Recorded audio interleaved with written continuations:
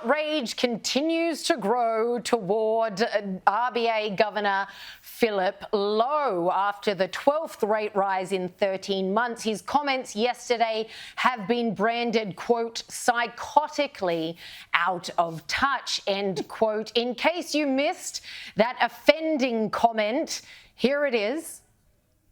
Those calculations that you referred to were based on the assumption that people made no adjustments. So if people can cut back spending or in some cases find additional hours of work, that would put them back into a positive cash flow position.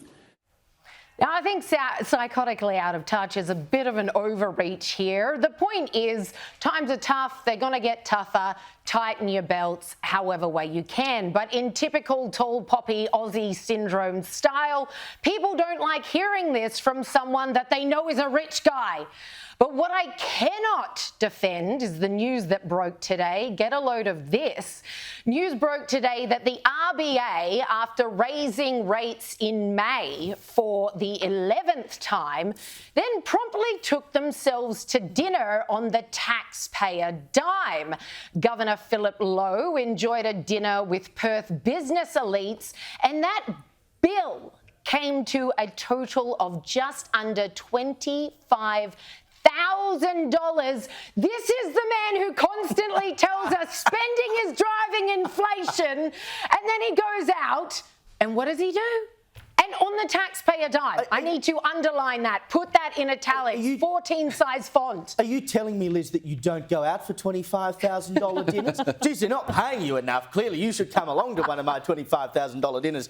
You might say in this case that Philip Lowe and the RBA has been done like a dinner after this. Indeed. I mean, the hypocrisy of saying, oh, you must all reduce your spending, but we're going to go and spend $25,000 of your money, by the way, on a lavish dinner. But it's got to the point now where I just cannot understand why there is not another economic lever we can pull to alleviate inflation.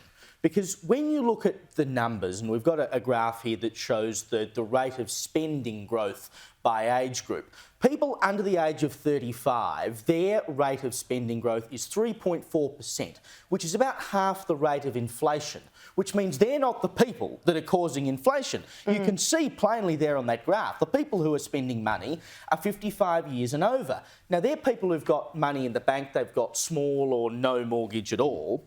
Because they've got money in the bank, interest rates go up. That means they get more money on the money they've got sitting there, and they go, well, that's money I didn't have before. So they go out and spend it. So we're not actually stopping people from spending. There are lots of people who are spending unabated because they've got nothing to worry about. Every time we put the interest rates up, we simply punish people who have already tightened their belts to deal with the rising cost of living. There has to be something else we can do other than increase interest rates every month. There is something else we can do other than increase interest rates. It would be to cut spending. But you think the Labor government are going to do that? So I've got a little bit of sympathy for the Reserve Bank governor because he's been set up as the boogeyman. You've got inflation is due to Vladimir Putin and Philip Lowe. The government keeps spending like drunken sailors. There is another lever. Philip Lowe's only got one lever, interest rates. So you can't blame him if the government started to cut spending rather than to continue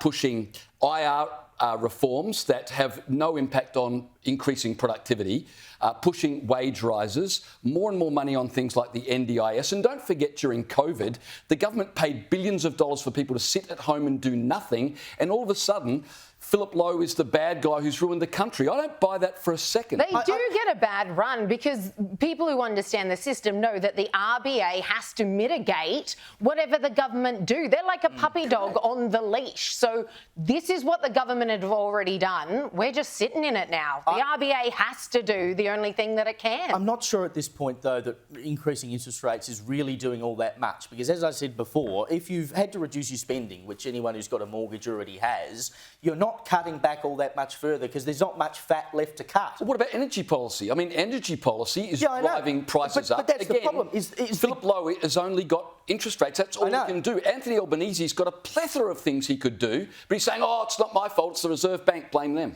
And instead we've got a federal treasurer coming out with all these problems you've just detailed, coming out yesterday being like, we're getting rid of checks. Can you imagine anything more completely irrelevant to what Australians are dealing with right now? Unbelievable. By the way, your power bills would be even higher if Labor weren't in power, which is what they've been telling us.